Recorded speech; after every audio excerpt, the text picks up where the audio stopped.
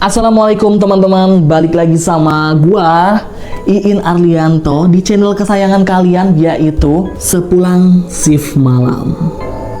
Ngomong-ngomong, tadi malam gua itu teman-teman diceritain cerita yang cukup horor teman-teman dari tetangga kantor gue. Sebelum gua mulai ceritanya, mendingan kalian subscribe dulu dong. Dan jangan lupa tuh tekan tombol like-nya pada video ini teman-teman. Jangan lupa di-share ke teman-teman kalian juga ya. Dan aktifkan notifikasi loncengnya. Kalian udah siap kan? Mari kita mulai ceritanya.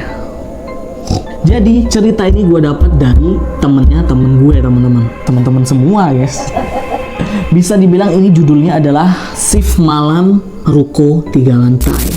Jadi gue mau jelasin nih teman-teman untuk denah kantornya ini. Jadi kantor dan studionya ini pisah ya teman-teman ya. Kantornya itu ada di Jakarta Utara, sedangkan untuk studionya itu ada di Jakarta Barat. Ya mungkin jaraknya itu sekitar setengah jaman. Jadi untuk studionya itu dia itu di ruko 3 tingkat teman-teman, di pinggiran kota di Jakarta Barat.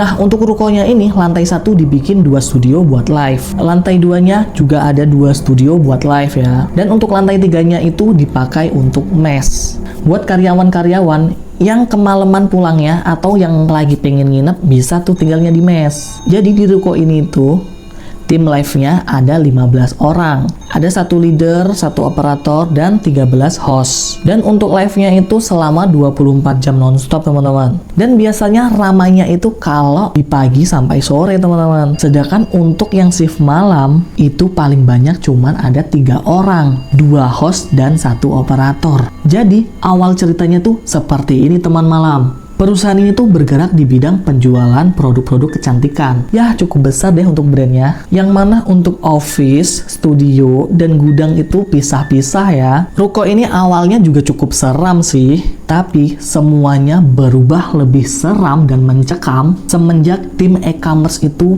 dipindahin ke kantor utama. Kan lumayan tuh orang e-commerce ada sekitar 20 orang. Tiba-tiba menghilang teman-teman dari ruko itu. Dan untuk lantai 3, bekas tim e-commerce itu dijadiin buat mes untuk istirahat para host dan juga operator dan leader. BTW kejadian ini tuh terjadi pada tahun 2023. Sebut aja Lia, namanya udah aku samarkan.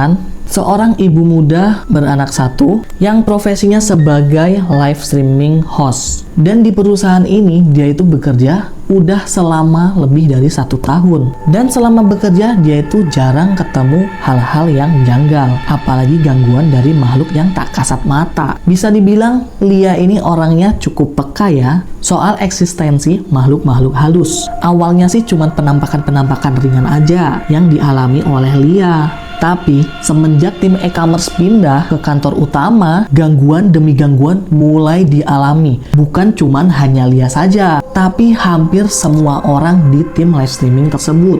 Sebenarnya Lia itu karena dia seorang ibu yang udah mempunyai anak, dikasih keringanan dong dia bekerja dari siang dan cuman sampai batas isya aja. Tetapi walaupun siang hari dia sering banget tuh ditampakin makhluk halus. Kayak biasanya dia sampai kantor jam 11 siang, terus dia prepare, make up, makan sambil nunggu jam live di jam 12. Karena keadaan kantor yang sepi. Maklum kalau di siang hari tuh orangnya cuman ada 4 orang aja. 2 orang yang lagi nge-live, terus 1 orang leader dan juga Lia sendiri tuh. Lia duduk di sofa tuh santai-santai sambil make up. Tapi teman-teman, di ekor matanya tiba-tiba Lia lihat seperti cewek berambut panjang, acak-acakan, berdaster putih, jalan kayak melayang tuh di deket tangga. Di situ Lia nggak peduliin tuh sosok si Fatma kali ya pikirnya. Hari itu sampai jam live-nya selesai, untungnya Lia nggak dapet gangguan. Beberapa hari kemudian temennya Lia nih minta tukeran shift sama Lia. Dan karena Lia pun nggak enak sama temennya, akhirnya dia mau tuh tukeran shift buat masuk di shift malam. Nah masuk tuh Lia di jam 11 malam teman-teman. Karena di jam malam itu cuma ada 3 orang aja ya. Saat itu ada Lia, April,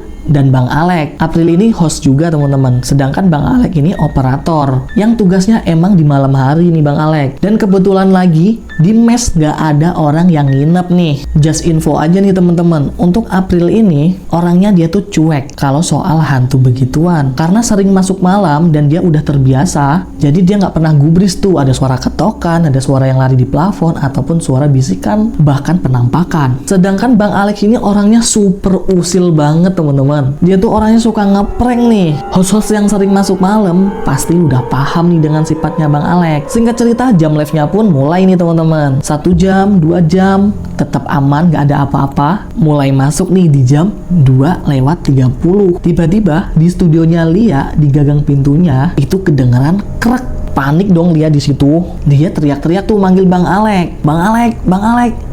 Tapi nggak ada jawaban. Tambah deg-degan dong dia. Dan manggilnya pun semakin kenceng nih. Bang Alex, Bang Alex. Kayak gitu teman-teman. Sampai ketika pintu itu beneran terbuka teman-teman. Tapi dari arah pintu nggak ada tuh yang masuk. Tambah panik dong si Lia. Dia pun manggil lagi. Tapi kali ini penuh dengan keraguan. Bang Alex. Terus tiba-tiba muncul tuh di sela pintu satu kaki yang membuat Lia semakin takut nih. Tapi untungnya itu kakinya Bang Alex. Emang usil Bang Alex ini teman-teman. Terus Bang Alex ngomong nih, takut ya? Sambil ketawa-ketawa tuh.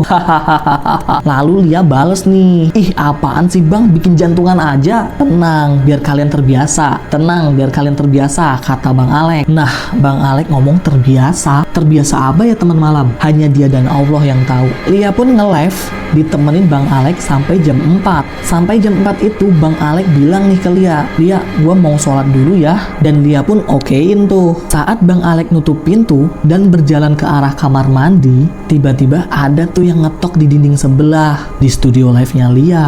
Dan itu dindingnya cuman triplek nih buat nyekat ruangan. Dan asal kalian tahu nih, ruangan sebelah itu studio kosong yang isinya cuman kasur, peralatan live yang nganggur, dan barang-barang yang gak berguna lainnya. Ayo, siapa tuh yang ngetok-ngetok? Apakah Bang Alex? Tapi untungnya Lia berpikir kalau itu ulah Bang Alex juga nih. Mungkin kalian bertanya, bagaimana dengan kondisi April pas nge-live di lantai 1 dan sendirian? Tenang, April ini mentalnya udah baja teman-teman. Selain itu, dia juga sering nih dilatih sama Bang Alex, digedor-gedor, dioklek-oklek pintunya. Jadi, kalau itu pun ulah dari makhluk yang tak kasat mata, si April nggak peduli. Dia pikirnya itu Bang Alex. Karena sering banget diusilin Bang Alex teman-teman. Sampai pernah nih seketika Bang Alex nyalain speaker bluetooth dan nyetel suara tangisan Kunti cuma buat nakutin si April. Awalnya si April takut ya, tapi lama-kelamaan sesuai jam terbangnya ya biasa aja. Hari pun berlalu nih. Kali ini giliran si Fatimah yang mendapatkan teror misterius ini teman-teman.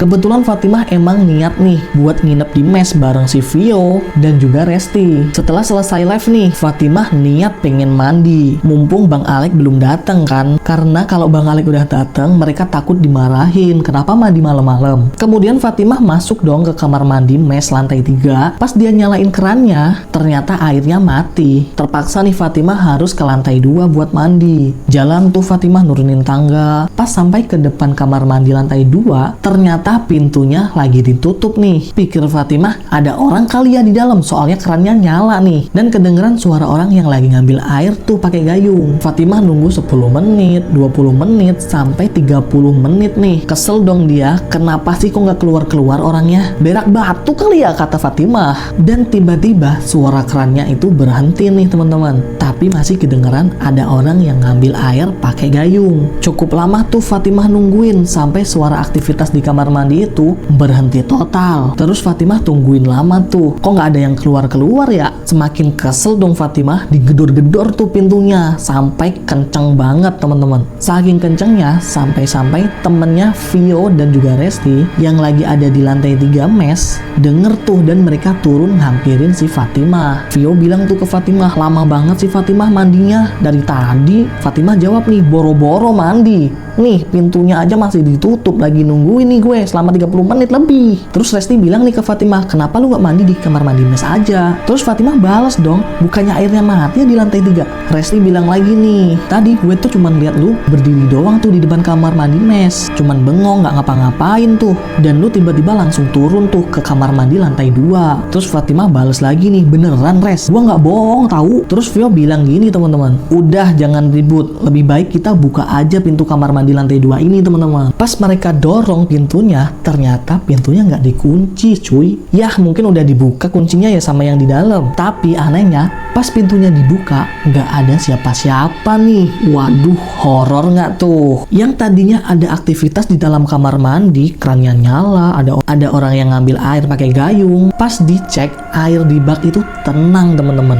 Dan anehnya, lantainya itu kering. Tercengang dong mereka bertiga, apalagi si Fatimah kan. Sampai-sampai kedengaran suara tuh ada yang buka rolling door. Dan juga kedengaran tuh suara motornya Bang Alek, teman-teman. Fatimah dan yang lainnya langsung buru-buru tuh nyamperin Bang Alek di lantai 1. Mereka ceritain dong apa yang terjadi malam ini ke Bang Alek. Dan Bang Alek langsung tuh ngajak mereka buat periksa. Bang Alek datang tuh ke kamar mandi lantai 2. Dan dia lihat, dan bener air di baknya itu tenang, lantainya kering. Lanjut tuh Bang Alek naik ke kamar mandi lantai 3. Pas Bang Alek periksa kerannya, ternyata airnya ada cuy. Airnya beneran nyala nih. Terus yang dialami Fatimah malam ini itu apa? Apa cuman halusinasi? Setelah itu respon Bang Alek cuman ketawa kecil nih. Kayak biasanya, mungkin kecapean aja lu Fatimah, kata Bang Alek. Gak ada yang perlu ditakutin Fatimah di sini kecuali Allah dan gajian yang telat. Ucap Bang Alek tuh, emang kocak nih Bang Alek. Beberapa minggu kemudian, giliran si Risa sama Aulia nih yang mendapatin gangguan, teman-teman. Malam itu Risa dan Aulia jam 9 lagi melakukan aktivitas biasa kayak nge-live gitu ya. Dan mereka tuh live-nya beda ruangan ya. Kalau si Risa itu di lantai 1, Aulia di lantai 2. Terus di studio lantai 2 itu, Aulia dengerin tuh kayak ada yang jalan di plafon. Ya, Aulia pikir itu adalah tikus. Semoga bener ya itu tikus. Tapi kok lama banget dan ganggu banget tahu. Untungnya nggak lama kemudian suaranya itu hilang, teman-teman. Tapi muncul lagi nih gangguan. Ketokan tembok di sekat triplek ruang sebelah itu. Tok tok tok tok. Siapa hayo? Jam 9 ada yang ketok-ketok dari ruang sebelah. Terus tripleknya tuh ada yang gerak-gerak, kayak ada yang dorong-dorong gitu, teman-teman. Bukan cuma suara ketokan doang ternyata. Terus si Aulia pikir itu Bang Alek dong. Dia telepon dong Bang Alex nih. Pas diangkat sama Bang Alek, ternyata Bang Alex lagi ada di jalan nih menuju ke kantor. Dengeran tuh di telepon suara motor, mobil dan klakson. Makin panik dong Aulia di sana. Karena di kantor cuman berdua, Aulia dan Risa aja nih. Dan mereka beda ruangan, bahkan beda lantai nih. Nah, di lantai 1 si Risa nih lagi enjoy nge-live dong dia. Tiba-tiba kedengeran tuh ada yang ngetok rolling door. Risa pikir itu adalah Bang Alek. Pas Risa samperin, ternyata nggak ada orang di sana. Mungkin itu orang iseng, pikir sih Risa. Balik lagi tuh di studio live Risa. Dia nge-live lagi. Nggak lama kemudian, kedengeran lagi tuh ada yang ngetok rolling door-nya. Tok tok tok tok tok tok tok tok. Dan kali ini semakin kenceng nih teman-teman malam. Dor dor dor, dor dor dor, tembak tembak, dor dor dor. Risa kesel dong, dia samperin lagi tuh si rolling door-nya. Dan lagi-lagi nggak ada orang di situ teman-teman. Terus Risa balik lagi dong ke studionya dengan perasaan yang dongkol nih. Dia masih tetap nge-live. Nggak sampai di situ nih, gangguannya semakin menjadi-jadi ternyata. Si Risa denger nih ada suara garukan dari dinding sebelah. Kalau dipikir-pikir, bangunan sebelah itu kosong teman-teman. Nggak ada yang menghuni sama sekali ya. Dan kelihatan terbengkalai juga sih. Dari situ Risa kepikiran nih langsung end live dan dia lari tuh ke lantai 2 menghampiri si Aulia. Di sisi lain Aulia semakin takut ya karena dindingnya semakin kencang nih digoyang-goyangnya. Dia end live juga tuh. Kemudian dia lari tuh mau nyamperin si Risa. Mereka ketemu dong itu di deket tangga di depan kamar mandi teman-teman. Mereka pun saling kaget ya dan mereka langsung saling pelukan teman-teman. Nggak lama kemudian mereka terpaku tuh pandangannya ke tangga menuju lantai 3. Mereka lihat tuh sesosok makhluk terbungkus kain kafan lagi melayang dari lantai 3 atau mes menuju ke ruko sebelah yang lagi kosong itu. Langsung tuh si Risa sama Aulia pelukan sambil nangis. Gak lama kemudian Bang Alek datang nih teman-teman. Terus Bang Alek lihat nih, kok sepi sih suasananya? Emang gak ada yang nge-live malam ini? Dibuka dong studio lantai 1, gak ada orang. Terus Bang Alek datang tuh ke studio lantai 2. Pas nyampe lantai 2 dan di depan kamar mandi, dia ngeliat tuh Risa dan Aulia saling pelukan sambil menangis. Terus Risa sama Aulia ini cerita dong ke Bang Alek apa yang udah mereka alamin pada malam ini. Lagi-lagi nih Bang Alek responnya cuman ketawa kecil doang. Namun matanya tetap tajam tuh ke arah tangga lantai 3 teman-teman. Terus Bang Alek nyuruh mereka untuk live lagi nih sambil Bang Alek patroli di setiap lantai teman-teman. Buset, Bang Alek nih jadi satpam kali ya. Keesokan harinya giliran Ola dan Tia teman-teman. Malam itu Tia sama Ola kebetulan masuk shift malam nih. Ya seperti biasa shift malam itu jam 11 mereka prepare sambil nungguin live di jam 12 malam. Ngobrol lah tuh si Tia sama si Ola sambil mereka make up. Terus Ola ngajakin si Tia ini buat ngambil air dingin di kulkas lantai 3 teman-teman. Naik tuh mereka ke lantai 2. Pas banget nih di depan kamar mandi. Mereka melihat sesosok pria yang lagi ada di dalam kamar mandi, dan mereka tahu ini bukan Bang Alek karena Bang Alek hari ini lagi libur teman-teman. Mereka sih ngiranya ini OB ya. Mereka cuekin dong itu. Lanjut mereka jalan ke lantai 3 buat ngambil air dingin. Dan untungnya malam itu nggak ada kejadian apapun yang menimpa si Ola dan juga Tia teman-teman. Tapi pas pagi hari mau pulang, mereka ketemu OB di lantai 1 nih, lagi ngelap-ngelap kaca. Mereka pun nanya nih teman-teman ke OB itu, "Wah mas, semalam lagi lembur ya?" Terus OB-nya jawab nih, "Enggak kok kak, kemarin malah saya itu izin libur." Kaget dong Tia dan Ola. Terus yang mereka lihat itu apa semalam? "Emangnya kenapa kak?" kata si OB. "Kemarin malam saya lihat bapak-bapak mas, saya kira kamu mas," ucap si Tia kan. "Ah udah biasa itu kak," jawab si OB teman-teman. Oh my god, merinding gue guys. Terus ditambahin tuh teman-teman, itu yang kakak lihat itu nggak ada kakinya kak. Bayangin teman-teman, aduh merinding gue guys, kepala gue merinding sumpah teman-teman. Semakin takut dong si Ola dan juga si Tia. Dan kabarnya makhluk itu udah ada di situ sejak lama banget teman-teman. Nah teman-teman malam, kali ini gangguan dialami oleh si Rizky. Rizky ini host live ya, dan dia host satu-satunya yang cowok. Karena malam itu hujan lebat dan juga kawasan depannya itu lagi banjir. Terpaksa nih si Rizky harus nginep di kantor ini. Tapi nggak mungkin dong si Rizky mau tidur di mes lantai 3.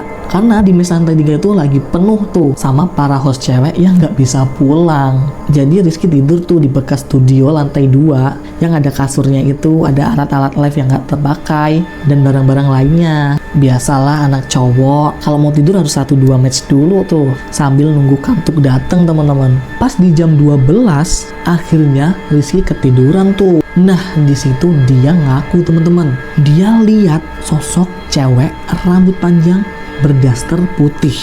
Kalian bisa tebak sendiri tuh itu apa. Dan di dalam mimpi itu Rizky itu dikejar oleh sosok itu. Tapi biasalah di dalam mimpi itu lari kita lambat banget, bahkan berat teman-teman. Akhirnya setengah sadar Rizky kayak bangun tapi masih tidur gitu teman-teman. Dia ngerasa ada yang nibanin badannya. Nah artinya Rizky ini bisa dibilang ketindihan. Mau teriak nggak bisa, mau gerak nggak bisa, mau nangis pun juga nggak bisa. Untungnya dia nyoba tuh buat doa-doa, baca ayat kursi di dalam hati. Nggak lama kemudian Rizky bisa lagi tuh buat melek dan bangun dari ketindihannya. Lalu dia keluar tuh dari studio terbengkalai itu teman-teman. Terus dia nyamperin Bang Alek tuh dan cerita apa yang udah dialami oleh Rizky ini. Terus si Bang Alek bilang tuh teman-teman malam, kalau lu beneran kuat, lu bisa tidur di situ. Bang Alek juga pernah tuh tidur di situ, dia mau ketindihan. Untungnya dia keburu bangun teman-teman. Karena kalau lagi tidur itu biasanya kondisi terlemah dari tubuh kita. Dan Bang Alek nyaranin buat tidur di sofa aja tuh di lantai 1 karena di situ lebih aman. Dan alhamdulillahnya sampai pagi gak ada lagi tuh gangguan yang dialami oleh si Rizky. Puncak kejadian ini teman-teman yaitu ketika Lia dapat shift malam lagi nih. Dia nge-live dong di malam itu, banyak yang nanya, banyak yang check out dan payment juga. Hingga beberapa jam kemudian Lia ngerasa nih pundaknya berat, lehernya pegel, dan perutnya itu mual. Ketukan di pintu, ketukan di tembok, itu berbunyi barengan teman-teman. Nggak mungkin dong kalau itu Bang Alek bisa keduanya diketuk. Gimana caranya? Selain itu suara plafon juga kayak ada orang yang lagi lari-lari. Aneh banget, kantor apaan sih guys? Hal itu buat Lia semakin bingung, semakin takut, dan semakin pusing kepalanya. Pada akhirnya Lia pun telepon tuh si Bang Alek, yang kebetulan Bang Alek lagi ada di lantai 1 ya, lagi nemenin host yang lagi nge-live di studio lantai 1. Kemudian Bang Alek bilang tuh ke Lia, oke gue kesana sekarang. Bang Alek belum nyampe nih, Lia udah ngelihat sesuatu nih dari ekor matanya teman-teman. Dia ngelihat tuh ada cewek rambut panjang, daster putih, lagi duduk di meja sambil ngayun-ngayunin kaki tuh di sebelahnya Lia teman-teman. Ya mungkin jaraknya sekitar 2 meter deh dari Lia. Saat Lia lihat langsung teriak deh si Lia dan pingsan di situ si Lia teman-teman. Bang Alek yang denger teriakan Lia langsung tuh lari dia teman-teman. Pas nyampe bener aja nih si Lia udah terkapar. Panik dong di situ Bang Alek teman-teman, bisa panik juga ternyata. Akhirnya live-nya pun di stop nih sama Bang Alek. Dan April yang lagi nge-live di lantai 1 diminta Bang Alek buat stop live-nya juga dan bantuin buat mijitin si Lia ini teman-teman. Tapi teman-teman, Lia ini sadarnya di pagi hari, lama banget dia pingsannya ya, ketiduran kali. Pas sadar, Lia cerita tuh apa yang terjadi pada malam itu teman-teman. Dan pada akhirnya Bang Alek minta nih kepada Kak Sandi yang merupakan leader live streamingnya tersebut buat bilang nih ke atasan biar diadain pengajian di ruko itu teman-teman. Gak perlu lama-lama teman-teman, keesokan harinya pengajian pun diadakan ya. Dan pengajian itu dihadiri oleh ownernya sendiri, tim e-commerce, Pak Ustadz dan juga warga-warga sekitar. Cukup rame deh waktu itu teman-teman. Setelah diadakan pengajian tersebut, syukurnya nih pas malam-malam udah nggak ada lagi tuh gangguan yang dialami oleh tim live streaming tersebut. Tapi demi menjaga mental para host-host ini, ownernya berinisiatif mindahin studio live-nya nih jadi satu di kantor utama teman-teman, biar nggak ada lagi tuh gangguan yang dialami Lia dan kawan-kawannya. Apakah dengan pindah kantor Lia dan teman-temannya nggak digangguin lagi, ataukah di tempat yang baru Lia dan teman-temannya malah mengalami hal-hal yang baru juga? Hanya Lia dan Allah yang tahu teman-teman.